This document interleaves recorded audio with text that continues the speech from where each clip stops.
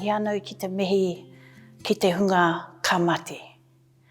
Nā rātou te wawatā o tō mātou nei kaumātua whare.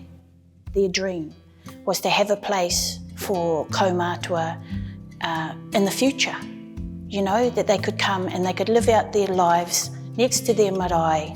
Talking about flats that have housed our old people for 30 years. Next minute, we were planning to actually bring the builders in.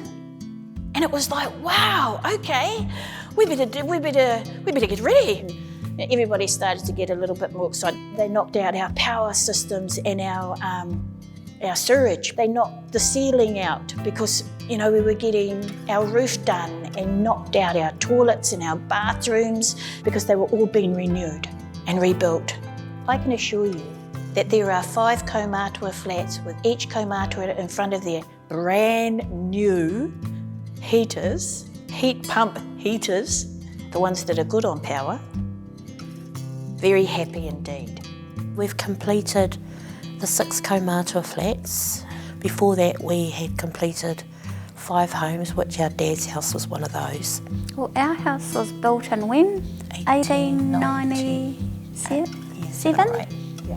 Round about. She's old. She's got some good bones on her though. We rewired the house. We've got a new septic tank. We've done up the bathroom, so because of Dad ageing, we took the bath out and put a shower in, and then we did some flooring.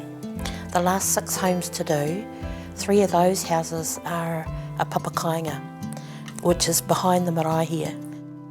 So it's been quite humbling for me to see their excitement, but it's more, it's gratitude, the gratitude to live safe and healthy and happily in their homes. Anything that brings the family together is all good by me. That's what we're in the business of, I believe, is bringing our whānau back to the marae. And now a place that we can be proud of. Ka nui te mihi to those who have helped Ngāti Parewahawaha to do this project. I just can't thank Te Puna Kōkiri enough. It's been life-changing for everybody. Nō reira, tēnā koutou, tēnā tātou katoa.